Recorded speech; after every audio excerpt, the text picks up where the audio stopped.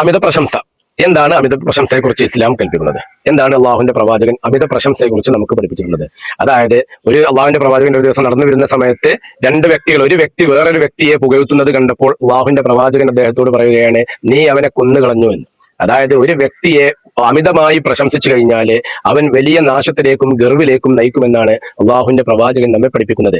അത് വളരെ വ്യക്തമായിട്ട് നമുക്ക് സഹീഹുൽ ബുഖാരിയിലെ 3663 ഹദീസിലെ വ്യക്തമായിട്ട് 2663 ഹദീസിൽ നമുക്ക് വ്യക്തമായിട്ട് കാണാൻ പറ്റുന്ന ഒരു സംഭവമാണ്. അതായത് ഒരാളും ഒരാളെ അമിതമായിട്ട് പുകഴ്ത്തരുത്, അത് അവനെ നാശത്തിലേക്ക് നയിക്കുമെന്നാണ് നമ്മുടെ മുത്തനബി നമ്മുടെ പ്രവാചകൻ പറഞ്ഞത്. ഇനി നിങ്ങളൊന്ന് ചിന്തിച്ചു നോക്കുക, നിങ്ങൾ ഈ കാട്ടിക്കൂട്ടുന്ന നൂലാമാലകളെ, ഈ കോലാഹലങ്ങൾ, അള്ളാഹുവിന്റെ പ്രവാചകന്റെ പേരിൽ നിങ്ങൾ കാണിച്ചു കൂട്ടുന്ന ഈ കോലാഹലങ്ങളെ ഒരിക്കലും അള്ളാഹുവിന്റെ പ്രവാചകൻ ഇത് പൊരുത്തപ്പെട്ടു തരികയില്ല എന്ന് മാത്രമല്ല നിങ്ങളെ വൻ നാശത്തിലേക്കാണ് ഇത് നയിക്കുക. അതായത് ജീവിച്ചിരിക്കുന്ന പ്രവാചകനെ പോലും അള്ളാഹുവിന്റെ പ്രവാചകനെ പുകഴ്ത്തരുത് എന്നാണ് പറഞ്ഞത്. അതായത് മറിയമിന്റെ ഈസയെ ജനങ്ങൾ പുകഴ്ത്തിയതുപോലെ നിങ്ങൾ എന്നെ ചെയ്യരുത് എന്ന് നമ്മെ പഠിപ്പിച്ച നമ്മുടെ പ്രവാചകനെ ധിക്കരിച്ചുകൊണ്ടാണ് ഇന്ന് നമ്മൾ ഈ ആഘോഷങ്ങളെല്ലാം നടക്കുന്നത്.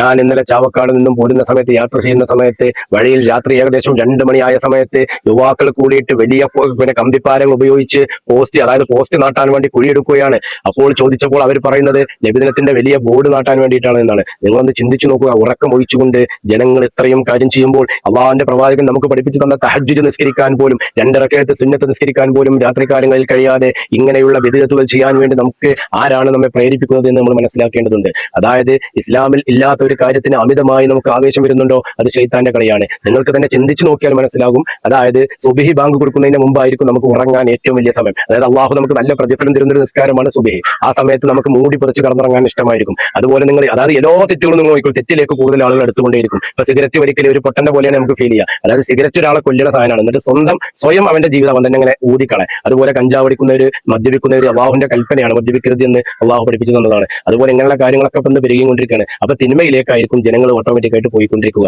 അപ്പോൾ ഈ പിശാചി നമ്മളെ തിന്മ കാണുമ്പോൾ അതിലേക്ക് കൊണ്ടുപോകും. അപ്പൊ 100% നമുക്ക് ഉറപ്പിക്കാൻ നബിദിനത്തിന് യുവാക്കൾക്ക് താല്പര്യം കാണുന്നുണ്ട് എന്ന് കാണുമ്പോൾ തന്നെ നമുക്ക് മനസ്സിലാക്കാം അത് തിന്മയാണ്. കാരണം തിന്മയായതുകൊണ്ടാണ് നിസ്കരിക്കാൻ പോലും മടി. അവരുടെ പള്ളിയിൽ പോയി നോക്കിക്കഴിഞ്ഞാൽ 2 or 3 യുവാക്കളെ നമുക്ക് സുബഹിക്ക് കാണാൻ പറ്റുള്ളൂ. ബാക്കിയുള്ള ഇങ്ങനെയുള്ള കാര്യങ്ങൾക്ക് ചെമ്പറച്ചുണ്ടാക്കാൻ ഇവര് ഉറക്കം ഒഴിച്ചിട്ട് 2-3 ദിവസം വരുവാണെങ്കിൽ ഈ ചെമ്പറച്ചക്ക് കാവലിരിക്കും. ഈ ചെമ്പറച്ചക്ക് വല്ലാത്തൊരു ടേസ്റ്റാണ്. അതിന്റെ കാരണം പിശാചാണ്. അതായത് ഇപ്പൊ കണ്ടല്ലോ, ജാറത്തിനൊക്കെ എല്ലാവരും പോകും, പള്ളികൾക്ക് നിസ്കരിക്കാൻ പോകില്ല, ജാറത്തിനൊക്കെ എല്ലാവരും പോകും. എന്താണ് ഈ ജാറത്തിനൊക്കെ പോകാൻ അവർക്ക് തോന്നുന്നത്, പള്ളികൾക്ക് പോകാൻ തോന്നാത്തത്? അത് പിശാചിന്റെ കളിയാണ്. അതുപോലെ ചില ആൾക്കാർക്ക് ഏർവാടിയിലൊക്കെ പോയാൽ അവരെ പിരാന്തൊക്കെ ഇങ്ങനെ മാറുന്നതായിട്ട് കാണാം. അപ്പൊ പിശാച് അവിടെ എത്തുമ്പോൾ നമുക്ക് എന്ത് ചെയ്യാണ്, ഒരു സമാധാനം തരുന്ന പോലെ നമുക്ക് അനുഭവപ്പെടുകയാണ്. അപ്പൊ നമ്മൾ പിന്നെയും അങ്ങോട്ട് ചെല്ലും. അപ്പൊ ഇങ്ങനെയുള്ള കാര്യങ്ങളൊക്കെ മനസ്സിലാക്കും. പിശാച് നമ്മൾ വഴി തെറ്റിക്കുന്നത് പല രീതിയിലൂടെയാണ്. അത് നമ്മൾ എല്ലാവരും മനസ്സിലാക്കുക. അതുപോലെ അള്ളാഹുവിന്റെ ഖുർആൻ മുറുകെ പിടിച്ചിട്ട് ജീവിക്കാൻ നോക്കുക. അപ്പൊ അമിത പ്രശംസ ഇസ്ലാമിലില്ല. ഒരാളെയും അമിതമായി പുകഴ്ത്തരുത്. അള്ളാഹിന്റെ റസൂല് അത് ഒഴിവാക്കാൻ പറഞ്ഞ കാര്യമാണ്. അസ്സലാമു അലൈക്കും.